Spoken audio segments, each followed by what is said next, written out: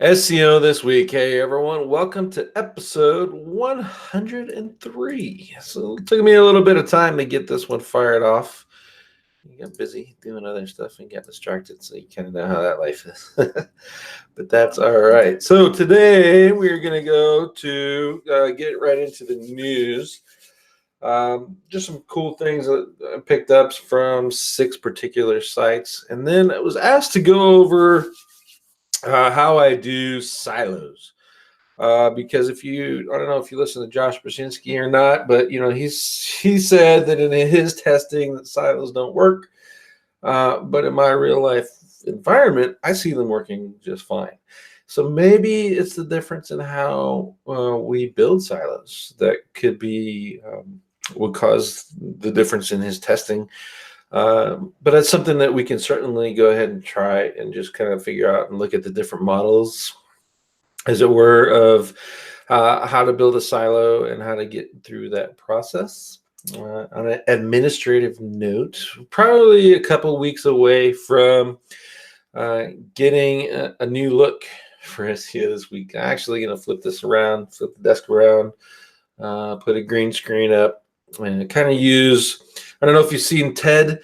He is using OBS to broadcast into the Hangouts, which is kind of cool. It works, and then you can put the screen behind you. I wanted to do that. If you've seen me before, I've messed around with that green screen a lot. So, but I'm moving, so I had to find all my lights and all that madness. And we're gonna get another computer in here and throw it. It's actually, I'm gonna spend $9,000 to buy a Windows PC computer. God knows why I'm buying Windows, but I had to get us off dedicated servers. I got really good internet here, and we're gonna push all our software tools right out of here instead of screwing around paying a server company. We're paying like $200 a month for server stuff. And at that point, I might as well just buy another computer, run it out of here too. So it just makes it easier for me. So without further ado, I'm going to share my screen, and then we'll get through all these. Hey, Adrian, nice to see you. Adrian's on the live chat. Yeah, that Palm Beach background is pretty cool. Let's see how, I don't know, maybe I'll just do the whole tacky newsroom thing. That'd be awesome. Not. I don't know. We'll figure it out. Maybe we'll find something cool. Let's see.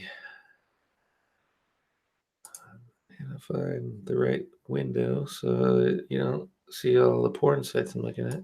That's a lie. I'm not looking at porn. All right, here we go. So the first one is entrepreneuraccelerator.org. It's a pretty good one. Last week, I think it was, or maybe the week before, someone was asking me how to find affiliate programs, or more to the point, how to find affiliates to promote you. And this is I think it was really timely that it showed up. Just kind of searching on it, specifically go for it, and just kind of found it in my feeds.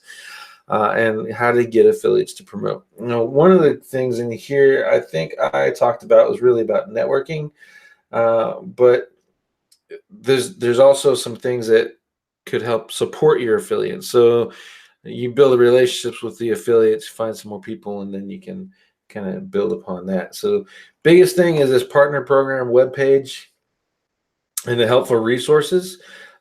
These two here, when I'm looking for affiliate stuff to promote, I kind of want it to be easy. Again, you don't want to just grab someone's cold emails or processing funnel and then copy pasting and go with it. You can just know that if you're marketing in similar areas, you're going to have an issue with other affiliates showing the same email. But having all that stuff ready for you is really good because it allows you it gives you the jump start. So hopefully that they've already tested it. They've done some kind of beta launch or something and tested the conversions on the stuff. But that's one of the key things that you need to consider if you're going to have your own affiliate program, is having those materials ready. I as an affiliate want to come in and have banners done for me, email templates already set up so I can just hack and copy paste versus starting over from the beginning. Everything that I need to promote your product should be in there on that partner program webpage. You'll find some good affiliates or some good product owners that are running affiliate programs to model that off of. And I'm sure you've signed up for a few of them in the past that will really help you out and make this a little bit more of a better process for you. Excuse me. Sorry, I had to cough. And then again, on topicing and reaching and finding affiliates, networking, like I said, is probably the best. And just having some friends. There's some Reddit groups in here. There's some good lists in here that I hadn't even seen. Uh, I checked out a couple of these groups. Just it's Reddit, so be careful when you go in there. You don't want to get spammed or lose your account because you asked the wrong question to the wrong people.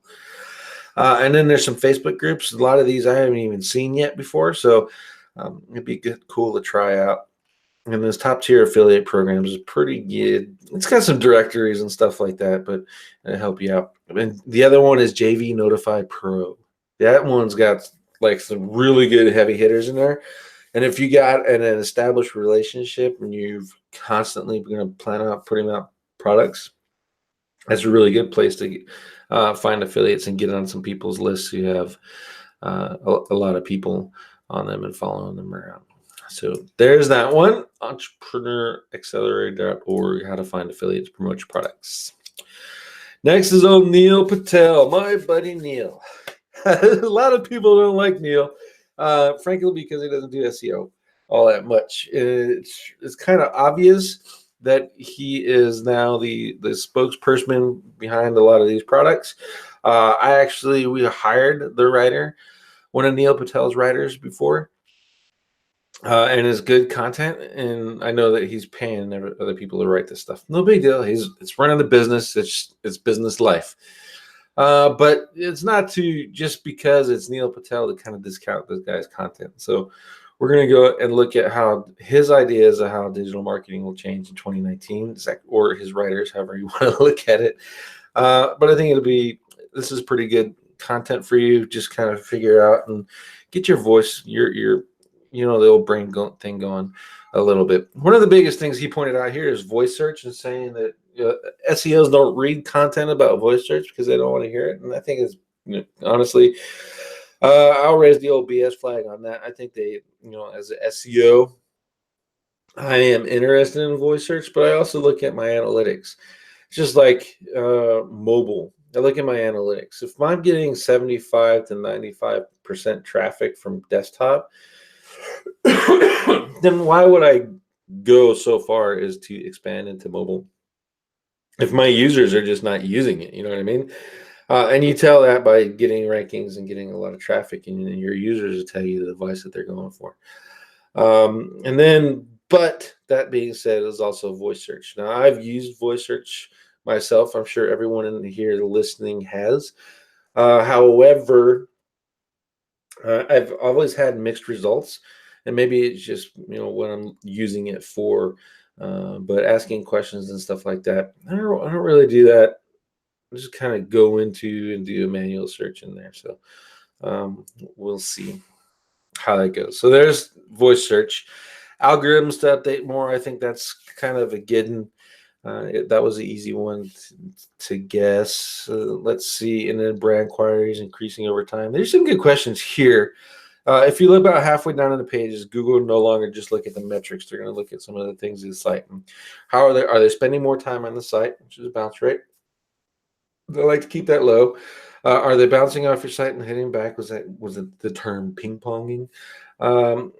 Are brand inquiries increasing over time? We've actually increased some rankings, and then others just didn't do anything by increasing our brand inquiries. So Digitaleer on-page guide, for example, that's a brand inquiry, or just the brand name. As you get more and more popular, you'll see those pick up. A lot of our bigger clients, most of their traffic comes from the brand name. And that's, and Google kind of rewards them on the back end with more long tail stuff. So if you're doing CTR manipulation, try just doing it onto the brand and see how that works for you, or brand and keyword, and see if it boosts up a little bit. Holly Starks has tried a lot of stuff with GMBs, and she's testing CTR to the maps. So also another opportunity there for you, especially if you get a knowledge graph to pop or the map to show up on your brand terms. So check that out and see how that works for you. An insight, changing your click-through rate and optimizing your website a little bit more. I think that's going to be more valuable, not necessarily for SEO. I think it's going to be more valuable for user experience, as a lot of people are kind of getting away from, hey, the more traffic I have, the more successful my SEO campaign is. And that's not really the case anymore. Honestly, I don't think it ever was. I'd rather 100 visitors that are converting versus 1,000 visitors that are not, right? So I think all of us can agree on that. And then our SEO has to kind of play into that and help that out. So, so do you find the site more appealing? Make it prettier sites. Maybe that just don't work. Try an ugly landing page and see how that works. And coughing today. You can't build a company off of one channel. This is pretty good. I'm going to kind of scan over it, but basically it's saying, hey, don't focus on just one thing. I used to just do Facebook. And then I started SEO. I got SEO around the same time. I actually launched a Facebook course way back in the days on how to generate traffic off of Facebook pages, and we were doing great. And then Facebook kind of changed the rules on me, and I had to adapt. And I moved over to LinkedIn, and then LinkedIn changed the rules, and so I couldn't. So you have to, basically, the point is I'm trying to spit out here is don't focus solely on one method of traffic generation. If you're doing SEO, do PPC at the same time and support your SEO campaigns, or do Facebook ads.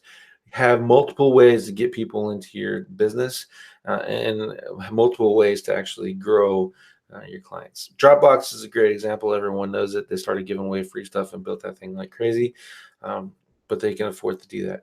So, but think about that and think about different opportunities.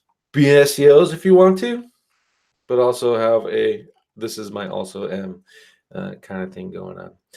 Blogging doesn't work too well. He's actually got a really good point here. You know, back in the day, I started writing clintbutler.net, and I was writing a blog post a day, and I did it for a year straight. So think about that. You're writing every day for a year straight, talking about SEO. Back then, I was talking more about when I was in network marketing, we were doing those, Mary Kay scam type posts, and writing those over and over and over and over and over and over again. Everyone was doing them, and then it became, now I have to know SEO to rank them. But the point was, it was kind of useless to me. At the end of the day, I did generate more leads from it. I generated some, but just not a whole bunch. And there was just so much information. There's so many people saying the same exact things over and over again. It just kind of got, convoluted. And frankly, as a writer, really tiresome. And I think this kind of goes into blogging doesn't work too well, like his drastic change. I'm not sure that it's a drastic change. Brian Dean has been doing single like skyscraper posts forever and killing it. So I think that's something you guys should consider as well. I know I'm going to start doing it. We're going to start ranking pages for primary term and then going for alternate, also ranking fours. So just do like a national level, and then we're hitting local, and we're actually seeing some success from that. Local rankings, just kind of optimizing using anchor text, so that's pretty cool. And just focus on search engines and new types of content. I think there's a couple new search engines, not necessarily new, but search engines we need to focus on in 2019. And one is Bing, and the other one is DuckDuckGo. As Google continue to run more and more roadblocks, they keep adding more ad space, and removing the organic searches, or Bing and local specifically ranks directories. So you do a search on Google, then you got to go to another site and do another search. People are getting tired of that. Bing is keeping up on it and putting a lot of local sites in their listings, so that's good for Bing. And then you have DuckDuckGo. And then also the obvious is YouTube. Hold on a second, I'm gonna kill the cat.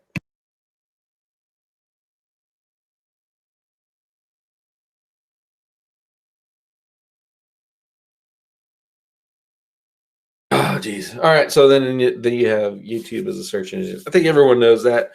Um, I think YouTube is going to get a little bit harder this year too, just because people are spamming and doing the spin videos and all that madness. And at some point, it's just going to be a pain in the ass. But also, as if you're going to go to um, different search engine types, I would look into iTunes and Google Play for podcast applications and stuff like that. And then conversion rate optimization, kind of hit that on a little bit, but we should always be doing conversion rate optimization. A lot of SEOs are not good CROs. That's okay. We just need to enhance our skills. We're given some tools. There's plenty of A/B testing tools out there. The free one, Google Optimize, just go in there and play with it. And you can actually start testing your ranking stuff too. So that'd be something that you guys should engage in.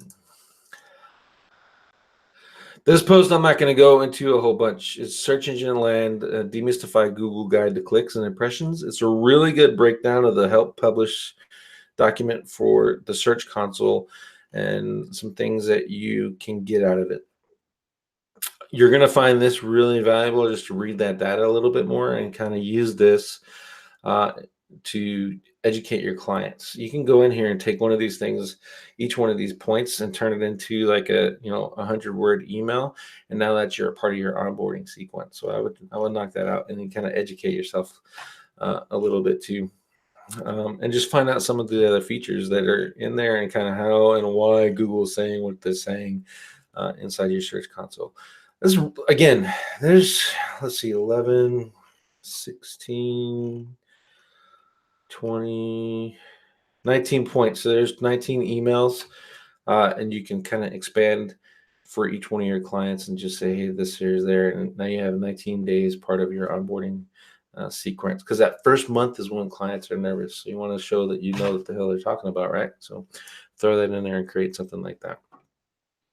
Authority documents for Google search. This is based off a patent. I think you're going to enjoy this information. Mainly what Google is looking for. Destination outlinks to a number of documents that all mention the same name. I'm going to use outlinks as part of the schema. That still kind of works. And then, what's those quote unquote citations? So number of documents that mention all or part of the location and the business name. So you don't have to have a full structured out citation. Digitaleer in San Francisco, etc. Those are citations that it's looking for. Brand linking is okay. That's where that comes from. But city name and brand together, and that will help increase. Those are citations under this patent. Outlinks, text matches, anchor text matches, a little bit different. Same kind of concept of what I was talking about there, but again, it's the brand name and then the niche, right? So, and then partials matches of those niche keywords. Pizza joint, that's a good one. I didn't even thought of that one. And then let's see, yeah, and the exact match too. So partial match, an exact match, and then some kickoffs. So it's looking for that stuff. So if you're doing your backlinking, instead of linking just pizza joint or pizza restaurant, give it a little bit extra and focus primarily on the brand. It's good to remember also, if you use PRs for link building like we do, that'll help you out. Which might explain why Semantic Mastery's PR system works. And then there's another guy's Madge, his PR system works too, because when we do all our linking, it's brand name or URL or brand partial match. So again, we kind of inadvertently hit upon that part of the patent. And then if you look in here, it's the domain name. Again, we use the domain a lot, primarily building all our links to domain name. Even internal, we use the domain name. So something you guys could try out, and is associated with a single location. This one's going to be the tricky one, because you can associate it with the address. But what if you have Big Nick's Pizza Joint and it's got 50 addresses? And that's where And you have to make sure that your citations are all kicked in, and you see that, and your schema is right. So that's it. This one is actually one of his not so heady ones. So I think you'll enjoy this one. Advanced content promotion strategies. Read it, write it, promote it. Read it, write it, promote it. Read it, write it, promote it. That's how you rank it. That's kind of what we do. And this was pretty good SEO. Social media distribution. I don't know why that is kind of advanced. We've been doing that for ages, but I think most people could be using some, just a reminder. And just as a breakdown of how KISS Metrics did it. And then a plugin to add OG data if you're not using Yoast anymore. Newsjacking to go viral. This was taught probably a couple of years ago. I forget his name. Derek is his first name. I forget his last name. But he taught me newsjacking, and it's pretty good. It still works. So you can apply it to your marketing. You can do. I did videos. You can find it one on Digitaleer where there is a storm coming into Yuma. It started raining. So I just turned it into a news jacket, and we got like 1,600 views on a video of the rain. So something that you guys might want to do. Just remember, if you're doing this for clients, remember how you use their name or their brand, and if it's getting controversial, I would check with them before you jump into that newsjack and stuff. But again, it's pretty cool for traffic. Quora, bottom of the funnel. These are, Quora is pretty good. I use it to find questions to ask. I throw some links in there and stuff, but really, I won't say that I've gotten a whole lot of traffic out of Quora. I'm sure you can. You get lucky in the random.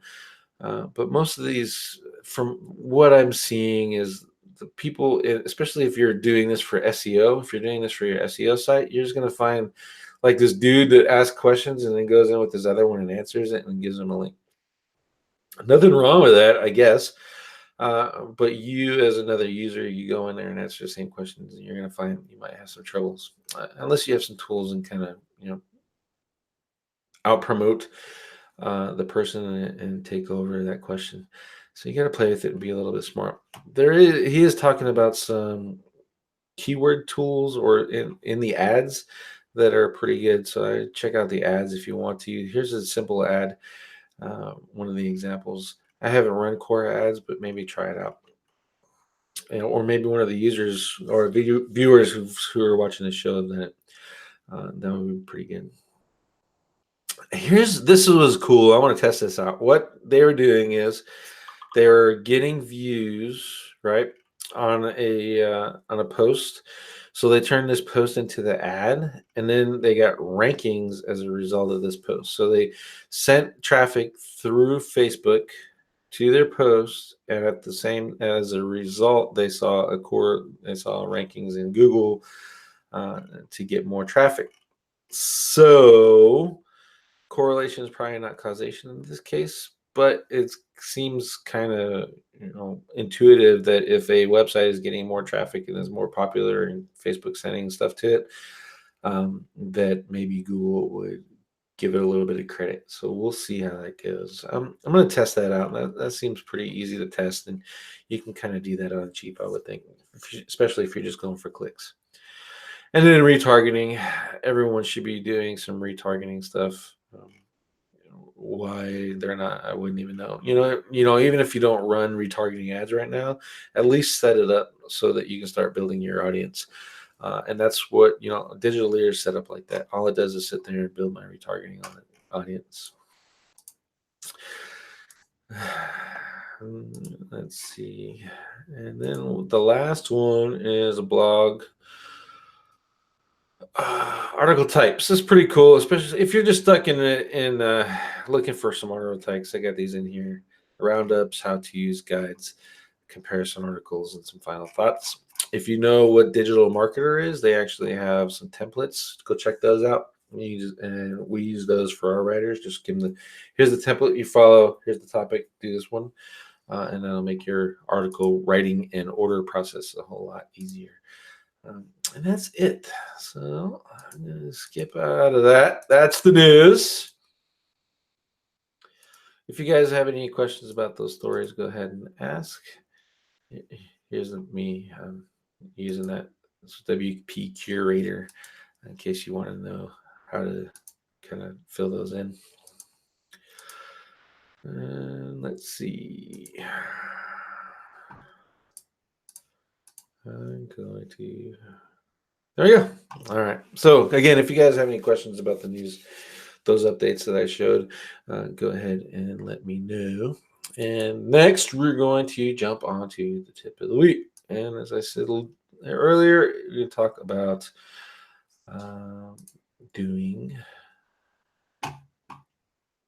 silos.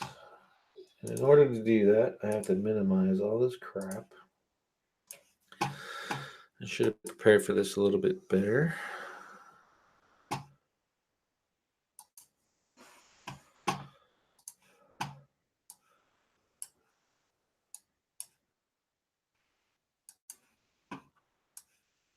Move this here. Move this here. Here. Erase this. And come on, piece of shit.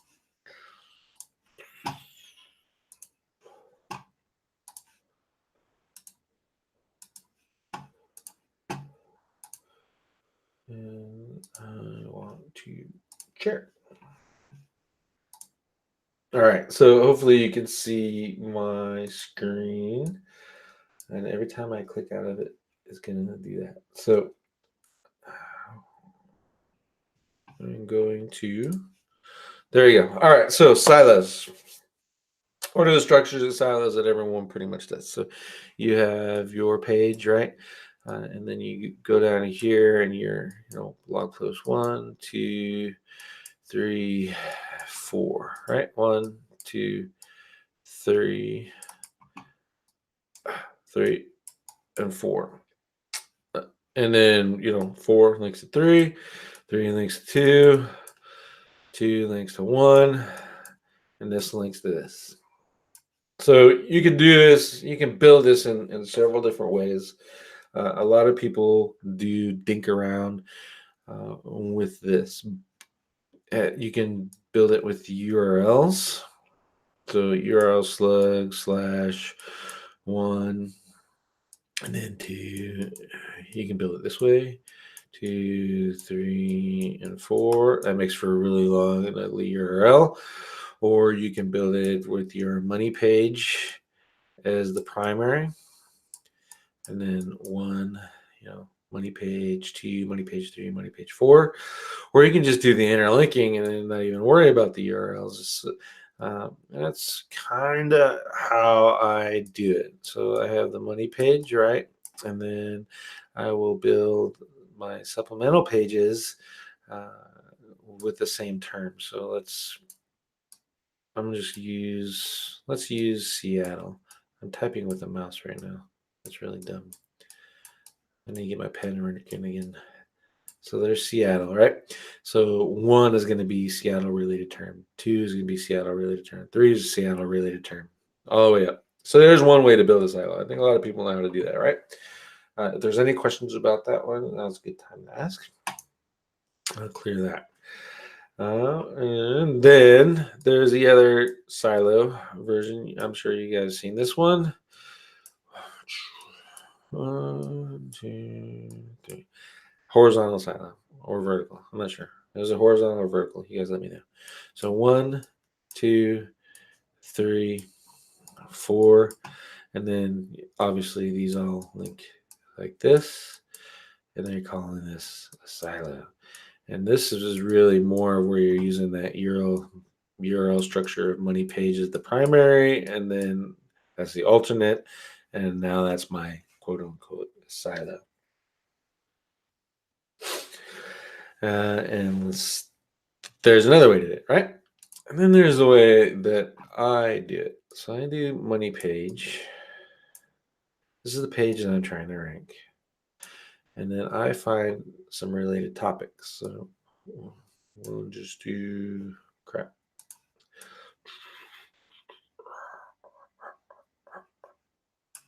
Good enough. So 1, 2, 3, 4. So that last silo thing that you're looking at, right? Now here's where mine differ. All of them, like normal, link to the money page. And I always start off with 4. And I'll add as I go. Once it stops working, then I'll do backlinks. But that's on another topic. But 1 will link to 2 and 3 and 4. And the easy way to do this is a related posts.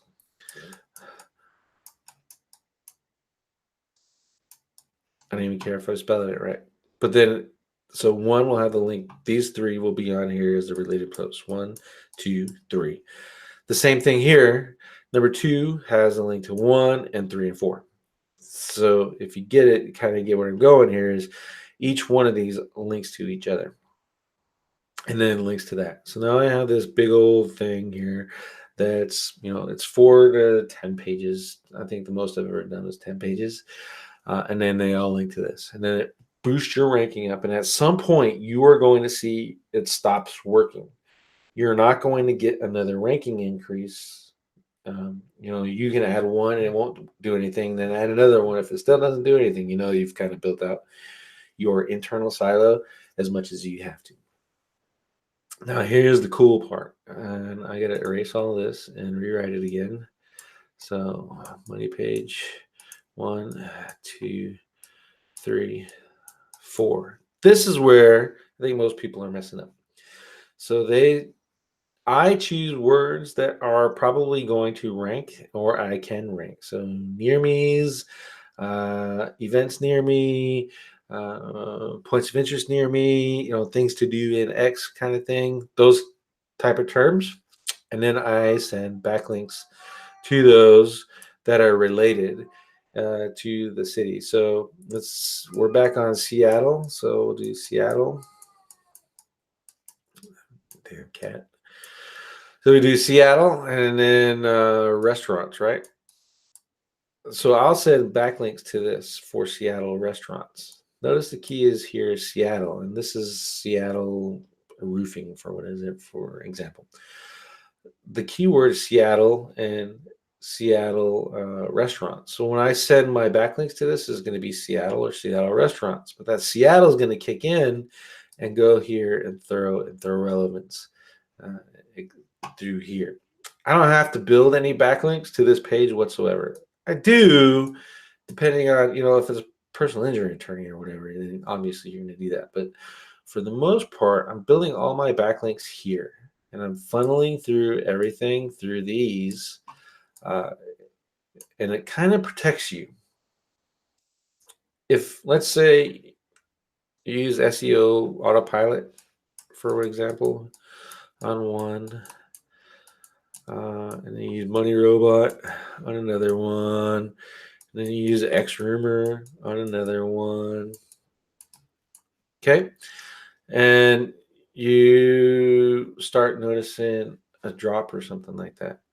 And because you're smart SEOs, you kept track of your links, or you got a manual penalty, or all Money Robots stuff got de-indexed, and all your rankings dropped. So you see that all your Money Robot links are gone. Your SEOP, your X Rumor, and your other ones are still there, and your Money Robot links are gone, and your rankings dropped. You can delete all of those links, or you can just delete this page, and all that, and it'll 404.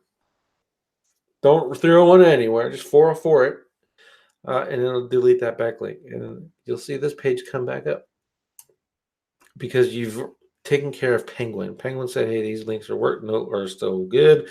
This one's in bad," and then boom, there you go.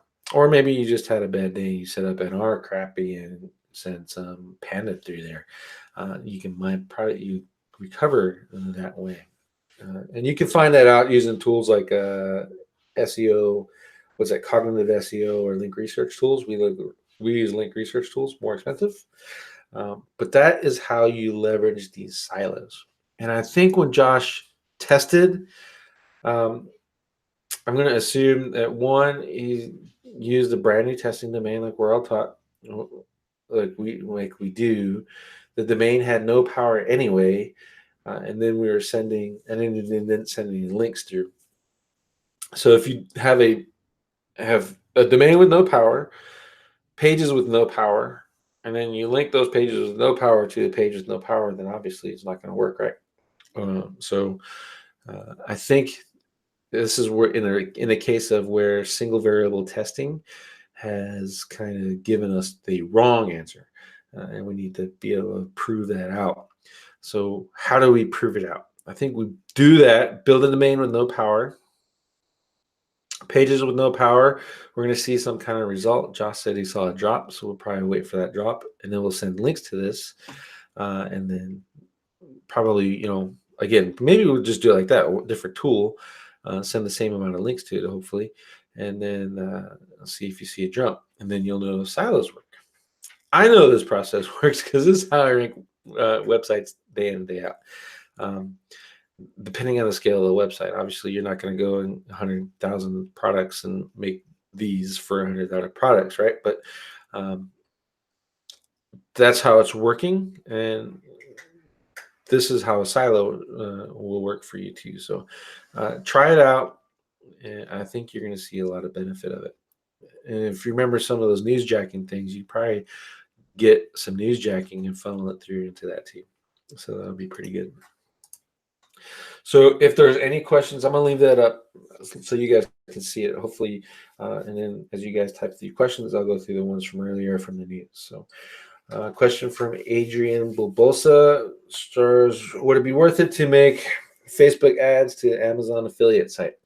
I think it would depend on the commission rate and the products you're promoting and your conversion rates. So how would you test that? How would you figure out if it's valuable to you? Use Google PPC and then optimize your conversions on your site. Make sure you're getting a steady conversion rate. Probably 25% would be a good goal. And that's 25% of the people going to your site and getting to Amazon. If they're converting for that particular product, great. But if they're just buying something on Amazon and you're getting the credit too, that's also a conversion for you because you're going to make money from it. But, I think another viewer said commissions are too low on Amazon to cover the ad costs. I think that's probably correct. So you have to be really good at creating ads and keeping that ad cost pretty low, just to kick that in and see how it works. But again, if you're not, like Steve Fantasia, one of yours referenced that saying he's 19 cents per click. I've seen people do it for 5 or a penny a click. It still can and is currently still being done. But you already, honestly, you have to know that market and drill down that narrowly and know Facebook ads to make that right off the bat. So again, 110, 115 bucks, throw it into Google Ads, test your conversions, make sure that there's actually impressions there, and then go knock it out on Facebook. That way you're not throwing away a whole lot of money for affiliate stuff. I've done Facebook ads for affiliate stuff, and it's if you do it without testing, you're gonna, it's like whack-a-mole. So you're gonna get lucky and you're gonna hit one of them, but the other 10 are gonna junk. So try it again. Test it first. Test your conversions. Make sure the product has some, some oomph behind it, and then send your Facebook ads. Let's see. That looks like that's the end of those for those. And we'll get into the silo questions. You got your doing silos for the SEO Ultimate Bootcamp way, if I'm not wrong. I don't know. I never took the SEO Ultimate Bootcamp, so I've been teaching these silos for 3 years now. So I don't know. I'm sure I'm not the only one doing this. Like all the SEOs on the planet, I'm sure I'm not the only one that figured out this stuff flows through everybody. I know I've taken, let's see, who is it? Brian over Maps Accelerate and Maps Liftoff, I think is Max Liftoff Accelerate. He showed a really good way to find content, and then I kind of modified it into my keyword stuff for the supporting pages and relevancy and geo linking and all that madness everyone talks about. And I just added my own little twist to it. So, um, but again, I'm not the smartest person, so maybe it is in someone else's course. Cool, but I've never seen it. The ultimate SEO bootcamp, uh, like actually paid for it. I've seen it, but I've never bought it. How effective are money robot leaks? Haven't touched them in months. I never use them on money sites. I use an example here, but there are some people that point them at money sites, but I've only used them for map embeds and video embeds or boosting up tier ones. I've never actually uh, put it pointed a client site at it. I did it on clintbutler.net. That was the one. I don't know if you guys know, but that one was negative SEO. They had 150,000 porn and pharmaceutical links and all that stuff. Google gave me a manual penalty because of those. I cleaned it all up, and all those links were still there, but most of them were all disavowed. And because of the way disavow works, I actually ranked much better after doing that. So whoever negated me, thanks. Um, and I've used MR on that site, and I saw, it's okay, but you have to know what the sites are. It's Web 2s, and then mostly a lot of domains that the creator of Money Robot owns, and you're just creating subdomains on that, multi-link sites, etc. So again, like I said, I use it for safe stuff that you really don't care about, and you're okay. Where to buy? Next question is where to buy good and not too expensive links. I never give out my link sources, especially anyone if it's good and it's not too expensive, then I'm never giving them out again. Never did it.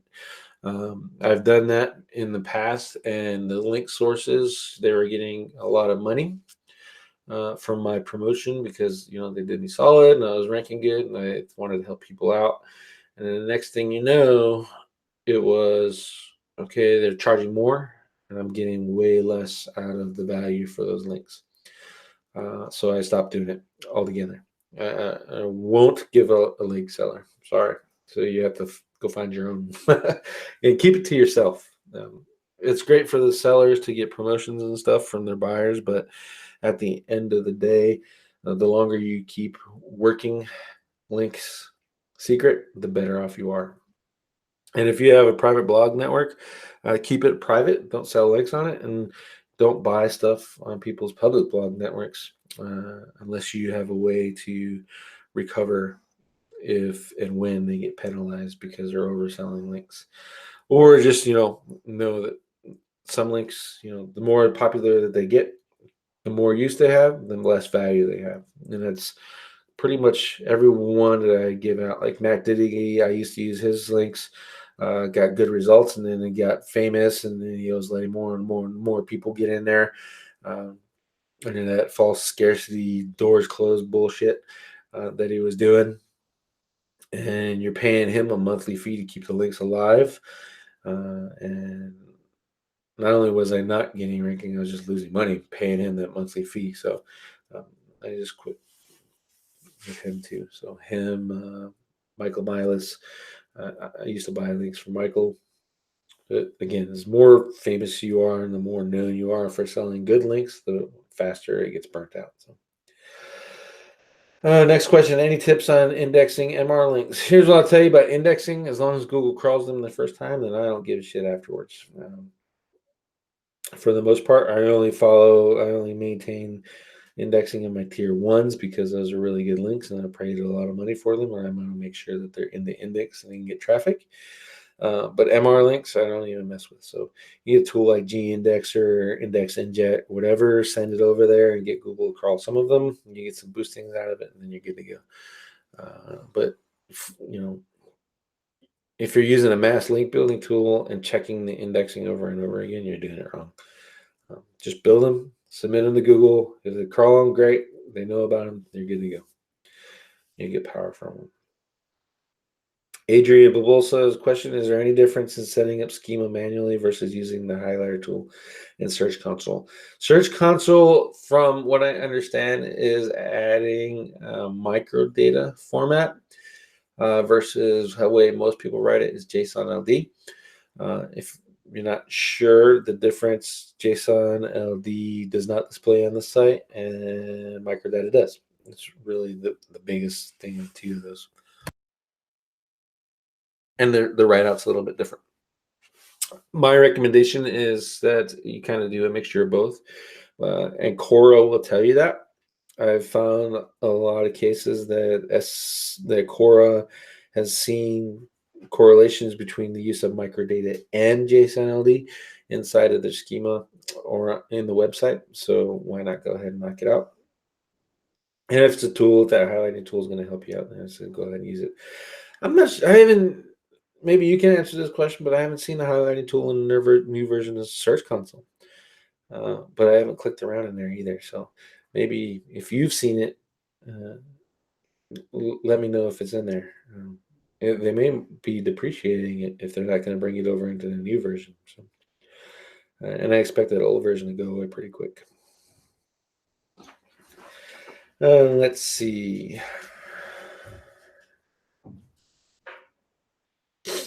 And looks like that's the last of the questions. And there's a suggestion from Dids.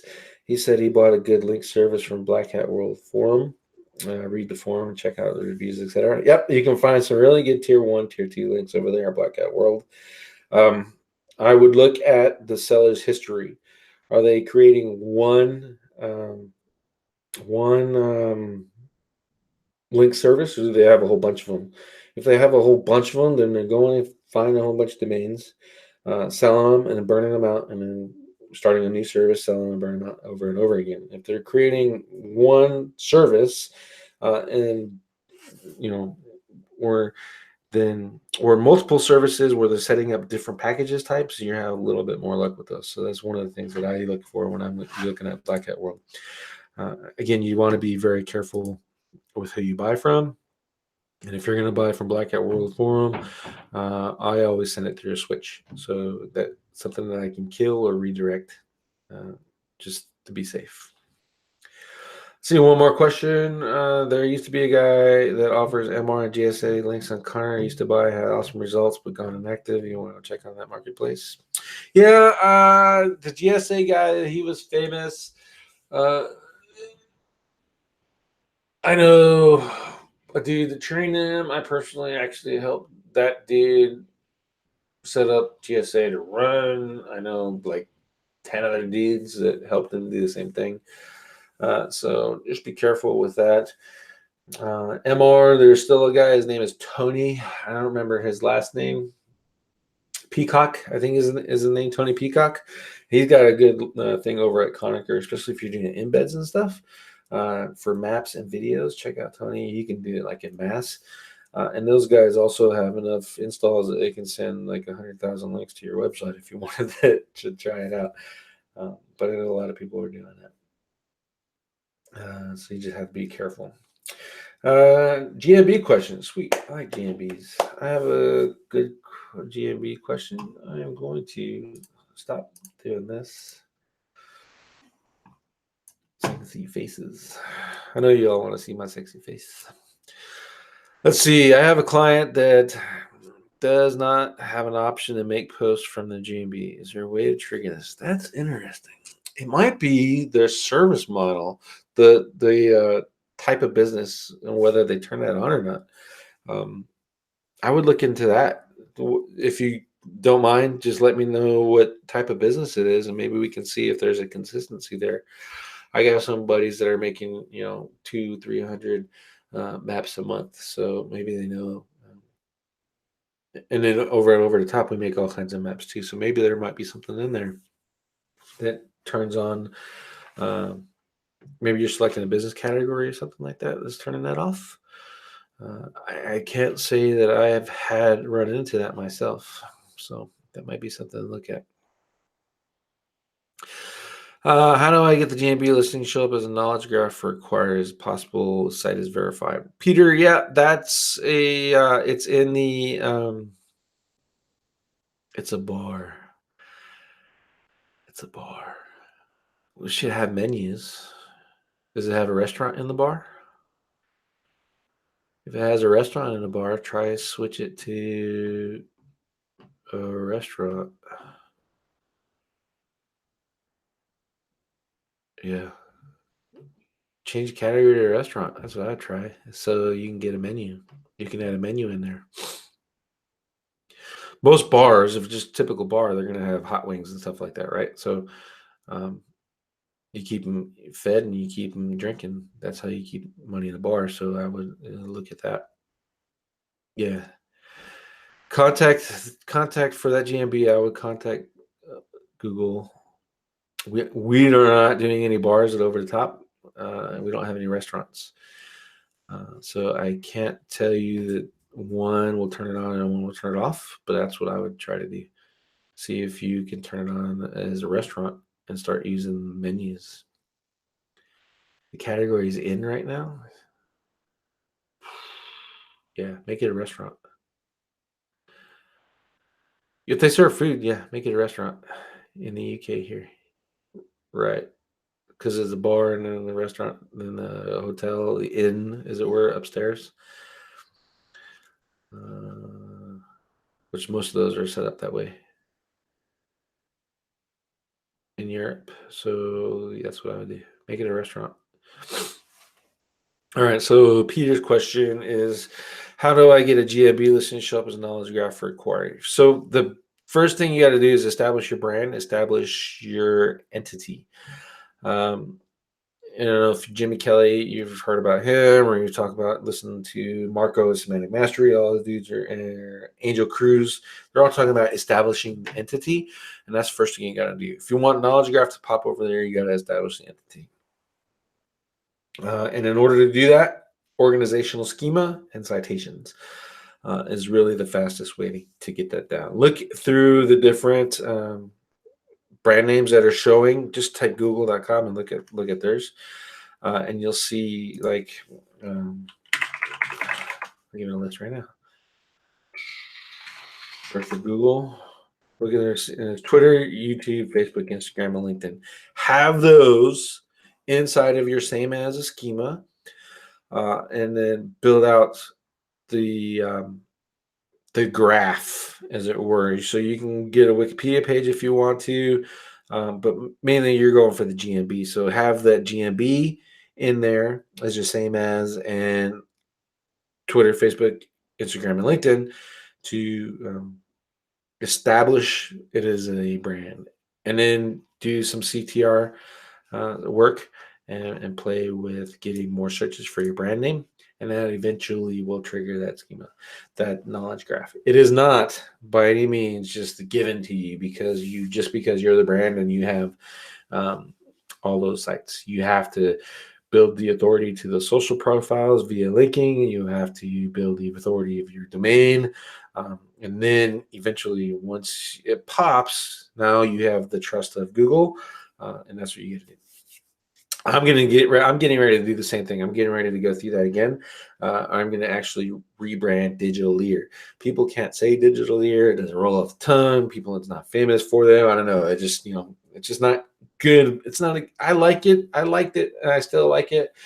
But if I'm emotionally invested in my business, then it kind of screws me up. I'm emotionally invested in Digitaleer, and I think that's what it frustrates people. And I talk to people, and they're like, "Oh, I don't get it," and I get short with them. So I need a new brand name and something that works a little bit better. So I'm going to relaunch Digitaleer into a new brand name, and when I do that, that'll be a good topic for SEO this week.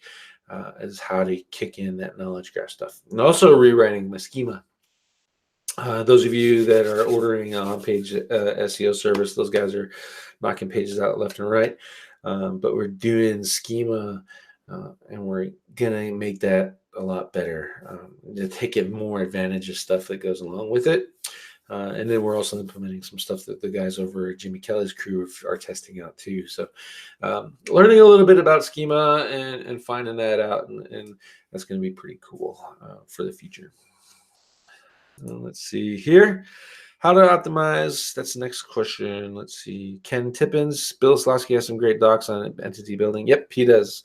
Look him up. Look up Marco or Semantic Mastery. Marco talks a lot, so look up the Hump Day Hangouts and stuff. They talk entity building in there sometimes too. Angel Cruz, he talks entity building. Jimmy Kelly's courses talk some entity building. There's a couple free ones in there. I think Angel's entity building is free. I'm not really sure.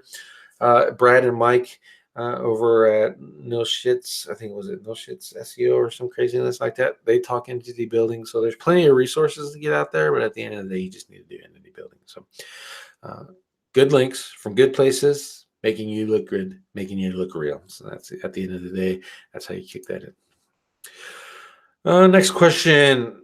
It doesn't have a real name, but okay. How to organize a homepage for a site that have 100 equal value articles and categories and not important. How to organize?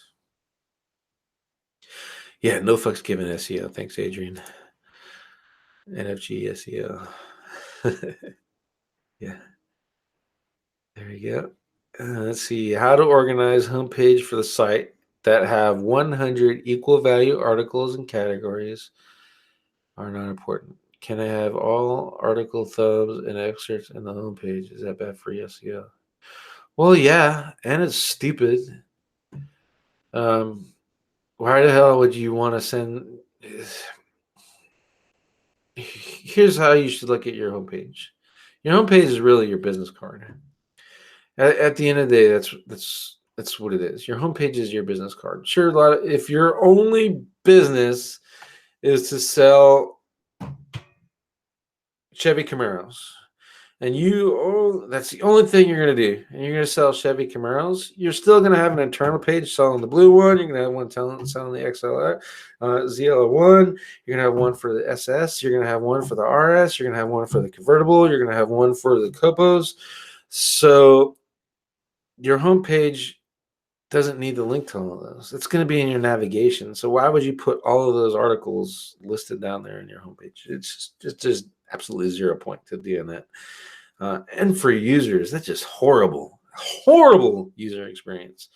So I would highly suggest you rethink that plan. If you have some priorities, let's say you want articles on your homepage. Pick the 3 that are making you the most money. Pick the 3 that are getting you the most attention, and rotate those out based off of what your analytics are. That's what I would do. 3, 4. I'd probably stop at 5. 5 is good, but 100 is just, it's a bad experience for users. It's a bad experience for your silos and how you're organizing your structure of your website. So I wouldn't do that unless it's just a blog, and then even then I wouldn't do it. So yeah, you certainly need to rethink that one. All right, so I think that's all it for questions. Well, I'll give you guys the last chance to ask any more questions you have. Here's my final thoughts for today is 1, build authority. 2, use that list for content ideas. We all get stuck with writing, and you need content for SEO. Content is king, homos. Content supports your SEO program and helps you rank for things because you have content now, and promote it and increase your brand awareness. You increase your brand awareness, you make ranking for a lot of other stuff a lot easier. And then also, SEO Fight Club is coming. I don't know if you know, but Ted Kabinski over at Quora and Kyle Roof and I are all in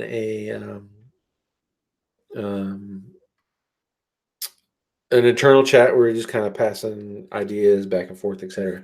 Most of it is those 2 dudes because they're, I'm here and they're up here because they talk really technical. Ted's like some kind of crazy engineer, and Kyle's a past lawyer, so you can't bullshit a lawyer really because they're just masters of it. So, but we're gonna do another show, and it's gonna be called the SEO Fight Club. and we're going to bring in results from more testing that they do. That's obvious. Share our insights, etc. It won't be a recap of SEO this week. We're going to do SEO news, or else I wouldn't even agree to be a part of it. And I think you're going to get a lot of value out of it. Again, that's SEO Fight Club. I'm not sure the URL yet. I can actually look it up while you guys pop some more questions in here. I'm pretty sure Ted gave it to me the other day.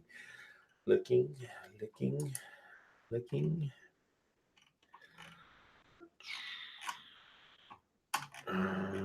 It is going to be, SEOfightclub.org.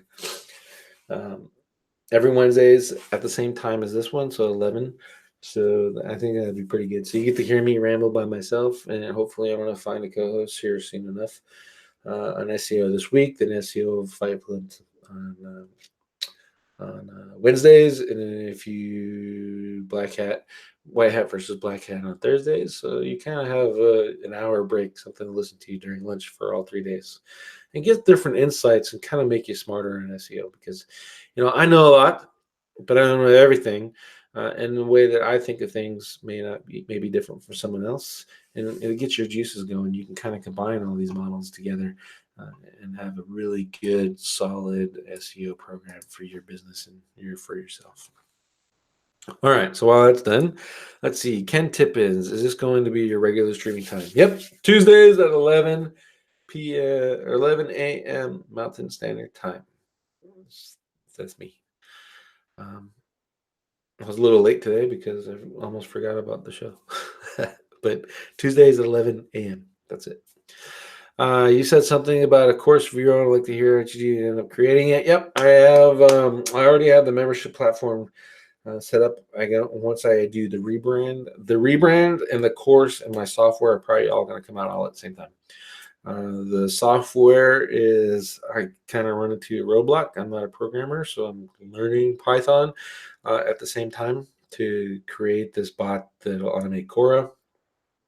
Maybe 5 users in Quora will actually use it. So, but whatever, I'm making it because I said I was going to. And then we'll rebrand Digitaleer and launch the SEO course at the same time.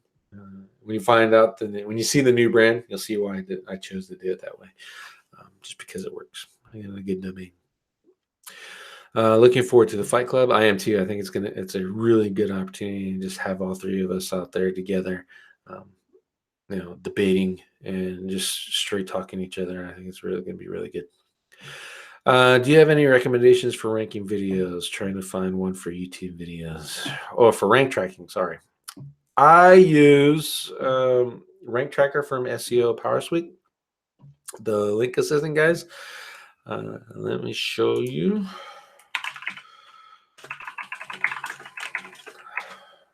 Tracker link assistant.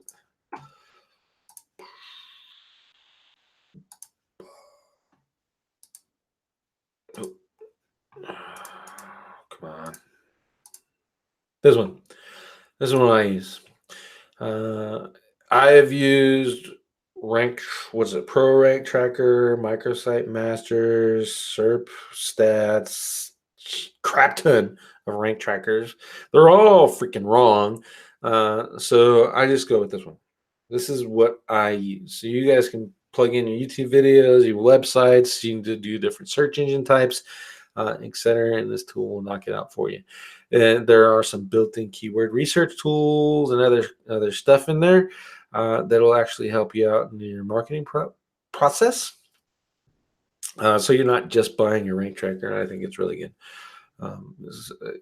If you guys already missed the Christmas thing, the Christmas time is the best time to get in there. You get like 63% off on the licenses. So if you don't need the downloads and the PDFs, buy the cheap license and run it until you get a new break, and then you can upgrade.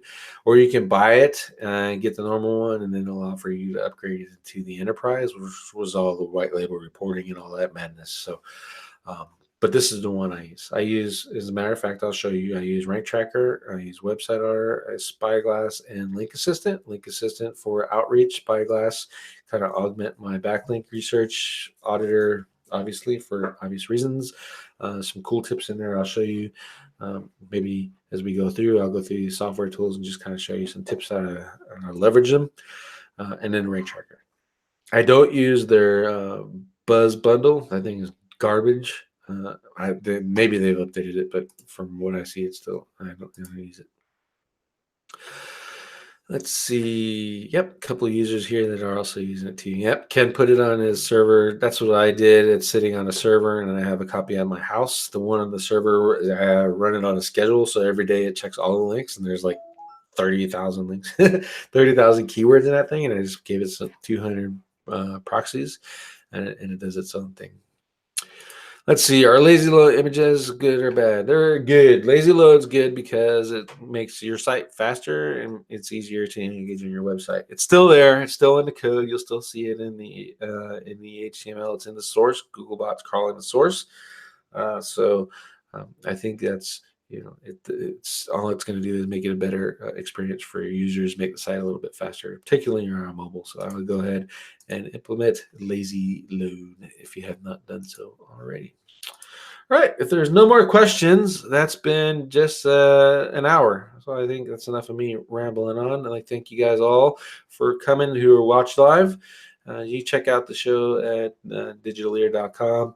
I'll let the link in the description to the post so you can see all the links to the sites that I linked to today. And hopefully you got something out of the schema stuff. As always, if you have any topics you want to talk about, drop it in the comments. I'll throw it in that next show, or if it's a really big one, plan a little bit ahead for it and let you guys know and answer your questions. So again, thank you very much. Hope you have a good week, and keep an eye out for SEO Fight Club. Ted and Kyle and I are going to bring it.